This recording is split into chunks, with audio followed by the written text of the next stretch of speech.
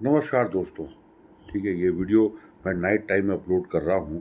कुछ सिचुएशंस को लेके मैं बहुत परेशान था एंड अपना यूट्यूब वीडियो आप लोगों को डिवोट कर रहा हूँ। जो मेरे 24 सब्सक्राइबर्स हो गए हैं, वो अनसब्सक्राइब ना करें।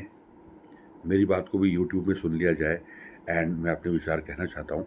ठीक है, आप लोगों से तो first of all good morning to you, because 12 बजे के बाद नई दिन की शुरुआत हो जाती है। रात को ही मेरी नींद खुलती है, तो दिन में ऑफ़िस वगैरह करता हूँ, कुछ काम-वाम करता हूँ एंड फिर जो है रात को थोड़ी देर सो जाता हूँ एंड फिर उसके बाद क्या होता है कि मैं नाइट टाइम में उठता हूँ, फिर मैं एक और बार सो जाता हूँ। ठीक है? एंड इस तरह से फिर मुझे दिन में नींद आ रही होती है एंड 24 सब्सक्राइबर्स जो हैं वो मेरे सब अपने हैं, देखे भाले अपने लोग हैं। तो इसीलिए आप लोगों के समक्ष मैं अपने विचार प्रस्तुत कर ही सकता हूँ एंड अगर कोई दूसरे व्यूअर्स मेरे चैनल पे आ जाएंगे, ABHIGIT अभिजीत 6109, तो आप लोगों का स्वागत है। Please like the video and subscribe to my channel. कुछ बातें काम की होंगी, कुछ कंटेंट थोड़ा सा अच्छा होगा, है ना? एंड अगर मैं ज़्यादा बोल गया, कुछ गलत बोल गया, आपको लगे कि ज़्यादा ये बन रहा है, तो मैं माफ़ी भी आप लोगों से मांगना चाहूँगा, है ना? मुझे माफ़ कर देना, लेकिन बोलने का मन है तो मैं बोल ही देता हूँ। फर्स्ट ऑफ ऑल मैं बात करना चाहूँगा बांग्लादेश क्राइसिस के बारे में। बांग्लादेश के जो हालात हैं, जो एंटी हिंदू प्रोटेस्ट वगैरह हो रहा है एंड वहाँ की जो प्राइम मिनिस्टर शेख हसीना जी हैं, मैडम जी जो हैं, शेख हसीना जी, वो भारत आ गई हैं।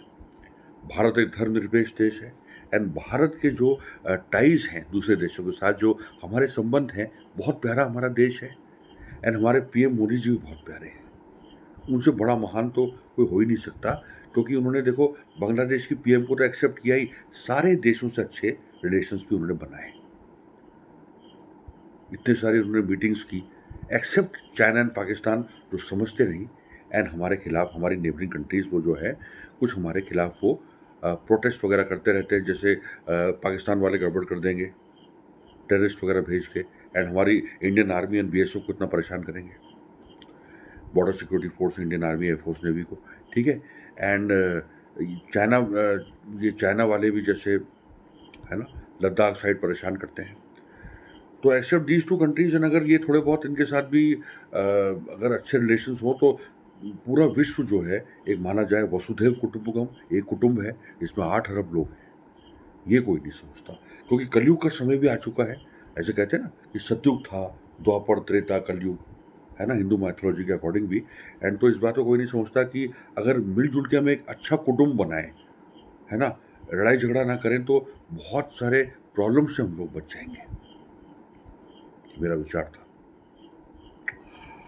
तो बस यही मैं अभिजीत नथानी बताना चाहता था। घर में आंसू आंसू होऊंगा, चलो, है ना, मेरा निक नेम। ठीक है? तो अब आगे मैं बात करूं कि जैसे ये अलग अलग देशों में जो ये प्रॉब्लम्स क्रिएट होती रहती हैं, तो इस तरह से वर्ल्ड वॉर सिचुएशन ना बने, क्योंकि अगर वर्ल्ड वॉर होगा तो एक मास डिस्ट्रक्शन होगा, हम सभी लोग मारे जाएंगे। तो क्या ये सही होगा कि छोटे छोटे बच्चे मारे जाएं, है ना, गरीब महिलाएं मारी जाएं, गरीब आदमी मारे जाएं, है ना, क्योंकि सबसे पहले गरीब लोग ही मरते हैं, है ना? तो सबको बचाना चाहिए, एक दूसरे की हेल्प करनी चाहिए, है ना? एंड ऑफ कोर्स, जैसे कि पहला विश्व युद्ध हुआ था 1914 से 18 के दौरान, दूसरा विश्व युद्ध हुआ था 1939 से 1945 के समय, जिसके एंड में जर्मन के डिक्टेटर हिटलर हिटलर साहब ने आत्महत्या कर ली थी कैप्चर होने से पहले। तो मतलब एक डिस्ट्रक्शन ही होता है, मतलब एक प्रॉब्लम सी क्रिएट होती है देशों के बीच में। अब देखा जाए तो दो गुटों में पूरा विश्व बढ़ चुका है। कुछ देश एक तरफ हो गए, कुछ देश एक तरफ हो गए। कुछ शांत देश हैं, छोटे मोटे देश हैं, वो लड़ते नहीं, ठीक है, लेकिन अगर वर्ल्ड वॉर होगा तो उसका असर पूरे देशों की इकोनॉमी में पड़ेगा। डायरेक्ट हम लोग मारे जाएंगे, बम, है ना, बम वगैरह, जो ऐसा कुछ हो गया तो बम वगैरह से, न्यूक्लियर बॉम्ब से, एटम बॉम्ब वगैरह से, तो ये प्रिवेंट होना चाहिए, ताकि सबका जीवन बच सके। एंड एक और बात मैं बस एक और बात कहना चाहूँगा कि अगर बांग्लादेश में ये क्राइसिस चल रहे हैं एंड शेख हसीना जी को उन्होंने कह दिया था मिलिट्री वालों ने कि 45 मिनट्स के अंदर आप देश छोड़ दो, यहाँ से आप चली जाओ, तो भारत आ गई फटाफट। पीएम मोदी जी से कांटेक्ट करके आई होंगी, प्रेसिडेंट साहब से कांटेक्ट करके, जैसे भी, ठीक है।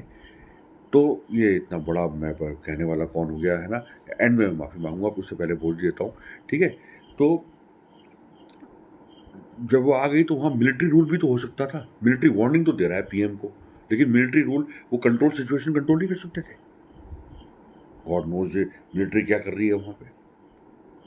चलो कोई बात नहीं, है ना? यूट्यूबर इतने कहने की आज़ादी है, मैं इतना कह गया।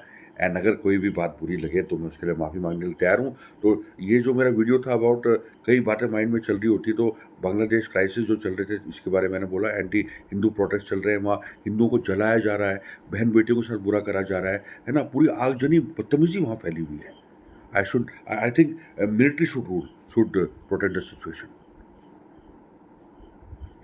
एंड ऑफ कोर्स भारत में ऐसा ना हो, तीसरा विश्व युद्ध ना हो, इसको प्रिवेंट करते रहिए।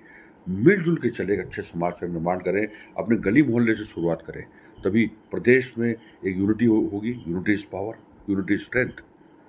एंड इसी के साथ देश में यूनिटी होगी, पूरे विश्व में यूनिटी होगी। वसुधैव कुटुंबकम, है ना? एंड इसी के साथ अगर कोई भी बात मेरी बुरी लगे तो मुझे माफ़ कर दिया जाए। एंड जय हिंद, जय एक भारत देश हम सबका। दी एंड।